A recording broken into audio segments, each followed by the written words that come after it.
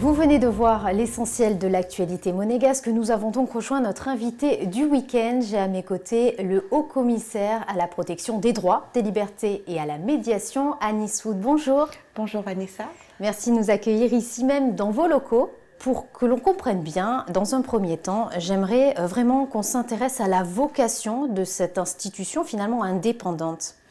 Absolument, vous êtes ici dans la salle d'attente du Haut-Commissariat, qui est une institution indépendante et publique, qui a été créée par la volonté du souverain il y a maintenant 3 ans. 3 ans qu'elle est effectivement en place et opérationnelle, et qui a une vocation, c'est d'aider les administrés à résoudre de façon souple et rapide les éventuelles difficultés qu'ils rencontrent avec l'administration.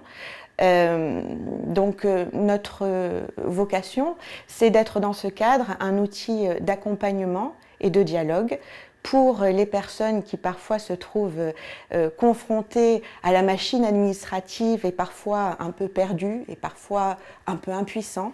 Donc ces personnes, nous les recevons ici, nous les écoutons, nous examinons avec eux leur situation, nous étudions ensuite lorsqu'il y a lieu leur dossier avec les services compétents, et l'objectif de tout ça, c'est de pouvoir proposer des solutions efficaces, constructives, pour résoudre de façon apaisée, donc sans contentieux, les conflits qui les opposent au service public. Donc c'est un mécanisme qui, je dirais, a une double vertu, parce que non seulement il garantit aux personnes qui viennent nous voir que leurs droits seront pris en compte dans la recherche de solutions à leurs désaccords avec l'administration, mais aussi il leur garantit que les enseignements nécessaires seront tirés de l'examen de leur situation pour inciter chaque fois que nécessaire l'administration à se réformer ou à adapter ces pratiques dans l'intérêt général. Et donc c'est un mécanisme qui effectivement est là pour servir les administrés, mais qui est aussi utile à l'administration. Et en ce sens, nous sommes aussi des partenaires des administrations dans leurs efforts pour se moderniser et pour améliorer constamment la qualité du service public qui est délivré aux usagers en principauté. Y a-t-il justement des cas où vous ne pouvez pas intervenir ? Oui, alors nous sommes effectivement en mesure d'aider au règlement des litiges qui concernent globalement tous les services publics. Pas seulement les services exécutifs qui dépendent du gouvernement, mais aussi les services municipaux, le service public de la justice, si effectivement il y avait un dysfonctionnement à ce niveau-là, et puis les services qui sont effectivement assurés par les établissements publics, et je pense notamment à notre hôpital. Mais dans ce cadre-là, il y a des cas où nous ne pouvons pas effectivement intervenir. Par exemple, lorsque la réclamation a déjà été portée devant la justice. Par définition, il n'y a plus lieu à de la médiation si on est déjà dans une phase contentieuse. De la même manière, on ne peut pas intervenir dans les litiges qui concernent les conflits de travail internes aux administrations. C'est vraiment une institution qui est au service des usagers des services publics. Et c'est vrai, moins des fonctionnaires qui travaillent pour l'administration. Et puis il y a un principe général, c'est que avant de venir nous voir, il faut que la personne ait agi d'elle-même pour essayer de résoudre sa situation auprès de l'administration qui est directement concernée. Si elle ne l'a pas fait, nous recevons quand même la personne et dans toute la mesure du possible, nous tâchons toujours de la renseigner, de l'éclairer sur ses droits et de l'orienter vers le bon interlocuteur. Et c'est pourquoi j'ai envie de saisir l'occasion aujourd'hui pour encourager toutes les personnes à venir nous voir, parce qu'il ne faut pas hésiter. C'est vrai qu'à la limite, c'est mieux de venir nous voir, quitte à ce que ça ne serve à rien, plutôt que de laisser passer la chance de résoudre de façon apaisée et consensuelle une situation qui sinon demeurerait dans l'impasse ou voire irait au contentieux. Un mot peut-être également sur ce volet qui concerne la discrimination.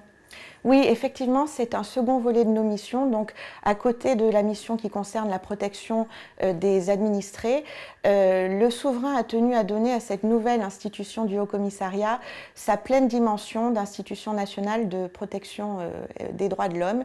Et nous sommes chargés à ce titre d'une mission spécifique de lutte contre les discriminations, c'est-à-dire que nous sommes à Monaco, l'organe national spécialisé dans la lutte contre les discriminations.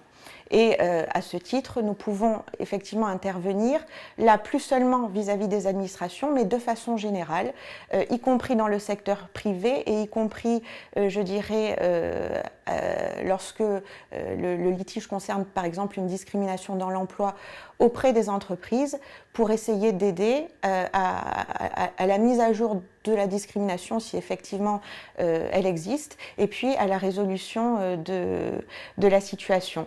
Et dans ce cadre-là, nous avons aussi une troisième mission sur laquelle j'aimerais juste dire un mot. Elle concerne notre mission de conseil auprès des autorités. Nous avons effectivement une compétence d'avis et le gouvernement comme le Conseil national ont déjà eu l'occasion de faire appel à nous pour des avis dans le cadre de l'examen de projets de loi qui touchent au domaine du respect des droits et libertés fondamentales. Nous avons par exemple eu matière à intervenir l'an dernier dans le cadre de l'élaboration de la fameuse loi sur la préservation de la sécurité nationale qui a été votée il y a quelques mois.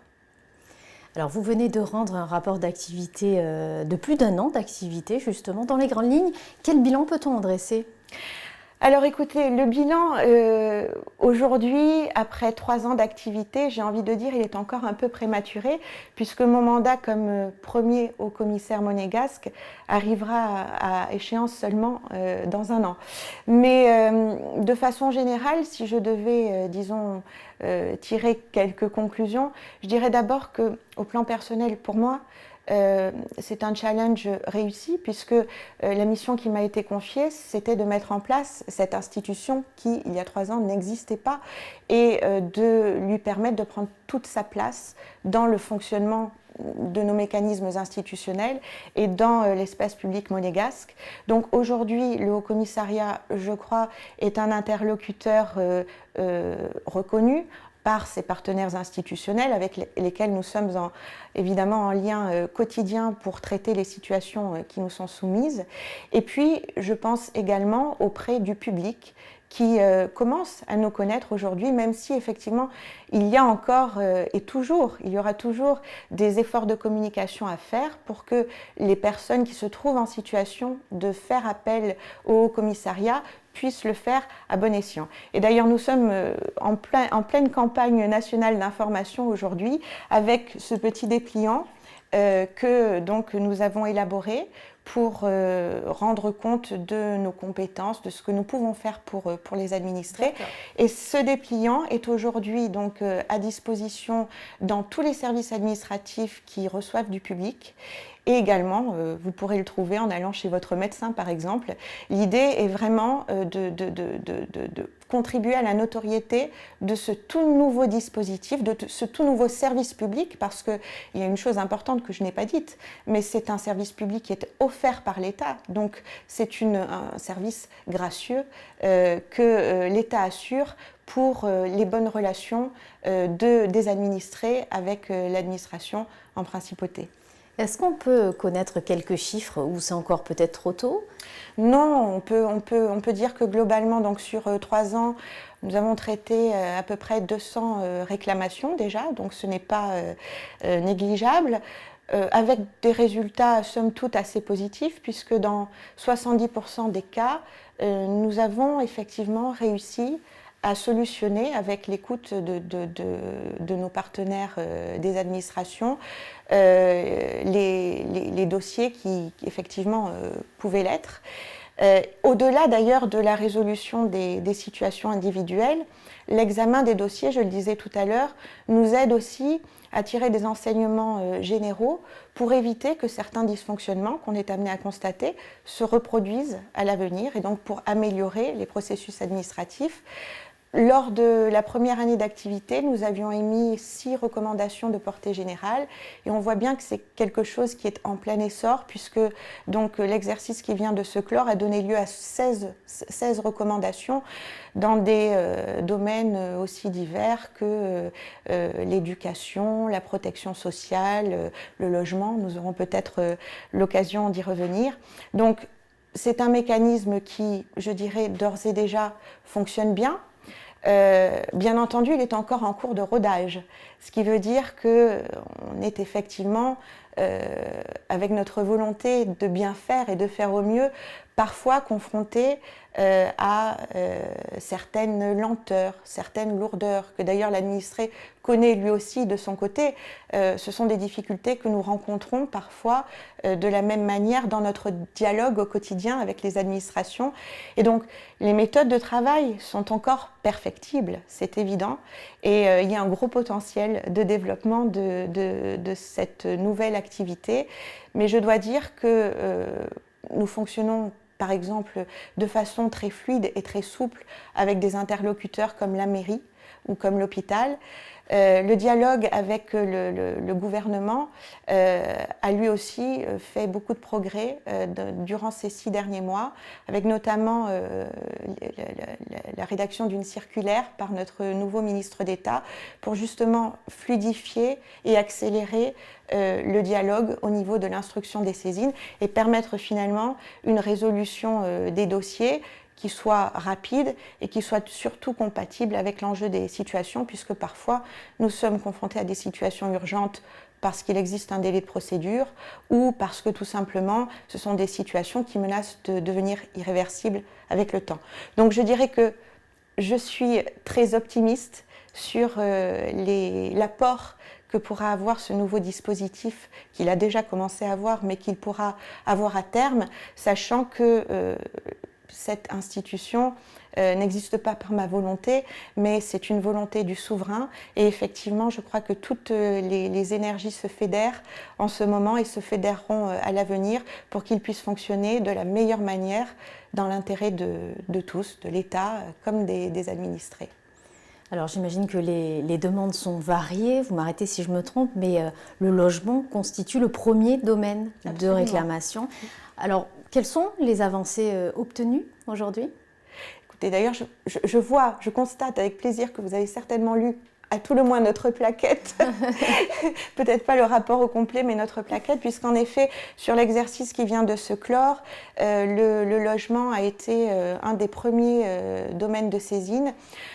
Ça s'explique assez naturellement, je dirais, parce que nous sommes à Monaco et parce que le logement est effectivement une des préoccupations majeures, si ce n'est la préoccupation principale des administrés. Il y a un certain nombre de réclamations, effectivement, qui nous sont parvenues, qui, je dois dire, concernaient des conflits assez simples, qui, à mon sens, auraient pu se régler facilement, y compris au niveau directement du service concerné. Donc je parle des réclamations locatives, le service concerné étant l'administration des domaines. Mais on constate que dans un certain nombre de cas, les réclamations ne sont pas forcément, je le disais, traitées en temps et en heure, en tout cas dans un délai acceptable pour l'administré qui peut subir des nuisances dans son appartement, qui peut, par exemple, vouloir récupérer une caution qui ne lui a pas été restituée à la suite d'un changement d'appartement. Et ce sont des cas que nous avons eu à traiter ici, qui nous ont, bien entendu, que nous avons réussi à résoudre en lien avec l'administration des domaines, mais qui nous ont amenés à nous interroger sur l'opportunité de mettre en place un service de réclamation de première ligne au niveau même de l'administration des domaines, puisque c'est un service important de l'administration qui a un champ de compétences très vaste et qui, par définition, ne peut pas toujours à la fois, je dirais, gérer le quotidien des dossiers et gérer les réclamations qui peuvent en découler. Donc, nous avons effectivement porté cette suggestion à l'attention du gouvernement et le résultat a été, je dirais, assez positif puisque un premier recrutement a eu lieu au sein de l'administration des domaines en 2016 pour effectivement mettre un fonctionnaire en première ligne dans l'accueil des réclamations des occupants des logements domaniaux et dans leur bonne réorientation lorsqu'elles concernent les syndics d'immeubles. Pas toutes les réclamations concernent directement l'administration des domaines, mais il était important que cette coordination se fasse de façon plus fluide et puis poursuivre effectivement le traitement de leurs réclamations et ainsi s'assurer qu'elles soient traitées dans des délais raccourcis. Donc voilà, c'est un exemple des avancées que peut permettre le Haut Commissariat dans sa mission au quotidien d'appui à la prévention des dysfonctionnements, je dirais, du service public. Alors cette année, vous souhaitez renforcer les bonnes pratiques, notamment par la mise en place d'un code de bonne conduite administrative. Peut-on en savoir plus ? Oui, mais c'est une idée qui est uniquement en friche aujourd'hui, mais qui part d'un constat simple, c'est que derrière chaque réclamation, il y a une attente de l'administré qui n'a pas été satisfaite, où il y a un tort qu'il estime avoir subi dans le traitement qui lui a été appliqué par l'administration. Alors ça peut être effectivement une réponse qui n'a pas été apportée en temps et heure, hein, on en parlait, ça peut être aussi une demande qui n'a pas été traitée, ça arrive. Ça peut être le sentiment de l'administré de ne pas avoir été bien traité par l'administration ou de ne pas avoir été traité de façon juste. Des administrés peuvent souvent avoir le sentiment qu'ils n'ont pas été suffisamment écoutés ou entendus avant que l'administration statue sur leur situation. Ils peuvent aussi avoir eu des difficultés à se voir précisément renseignés sur leurs droits et sur leur situation. Donc, notre rôle en tant que Haut Commissariat, c'est d'inciter l'administration à prendre conscience, elle en a conscience déjà, mais en tout cas d'impulser chaque fois la notion qu'elle ne doit pas se contenter d'administrer ce qu'elle fait au quotidien, mais qu'il faut aussi qu'elle aille au-devant des besoins et des attentes légitimes des administrés. Quelque part, notre action vise à replacer l'usager au centre des fonctionnements administratifs en modifiant le paradigme et en passant d'une culture qui aujourd'hui, en tout cas du point de vue des administrés, est un peu trop une culture de dossier, à une culture qui soit plus une culture de service au public. Dans ce cadre, par exemple, pour donner un exemple concret, nous avions déjà proposé l'an dernier certaines mesures simples et de bon sens pour améliorer la relation avec l'administré. Accuser-réception des demandes, ça n'est pas systématiquement fait aujourd'hui. Et donc avec les délais de réponse que nous connaissons, la personne peut rester 2-3 mois, voire plus, sans avoir de nouvelles de son dossier, sans savoir s'il est traité, sans avoir de notion de l'interlocuteur à contacter pour se renseigner. Ça passe aussi par la notification à la personne à qui on notifie une décision défavorable, de la manière dont il peut utilement la contester. Puisque par définition, nul n'est censé ignorer la loi, c'est vrai, mais beaucoup de personnes ne sont pas informées que lorsqu'elles reçoivent une décision qui leur fait grief, elles ont 2 mois. Pour la contester, soit par l'intermédiaire d'un recours gracieux, soit effectivement directement au contentieux. Donc tout ça, ce sont des mesures importantes pour que les processus administratifs soient, je dirais, loyaux et transparents envers les personnes, et puis effectivement pour une bonne prise en compte de leurs droits. Alors, avec 3 ans de recul, nous nous sommes engagés dans un travail en interne au commissariat qui consiste à élaborer une grille que je qualifierais de critères de bonne conduite administrative qui reflète les attentes légitimes des administrés par rapport au fonctionnement de l'administration et par rapport à la qualité du service qui leur est délivré.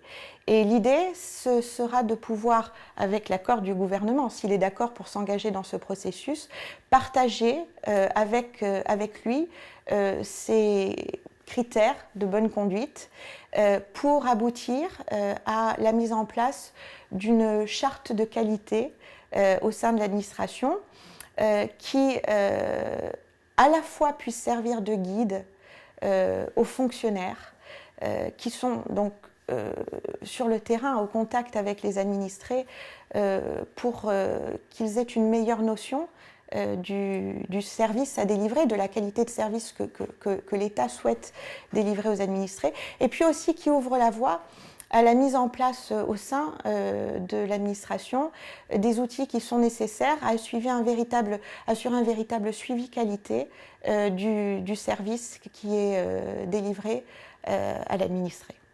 Vous souhaitez tout simplement replacer l'usager au cœur des préoccupations. Absolument, vous l'avez dit. Merci beaucoup Annie Soud de nous avoir reçus ici même au sein de votre structure. Merci beaucoup. Et on se quitte sur la météo suivie d'un clip dédié au livre blanc de la transition énergétique de la Principauté. Très bon week-end à tous.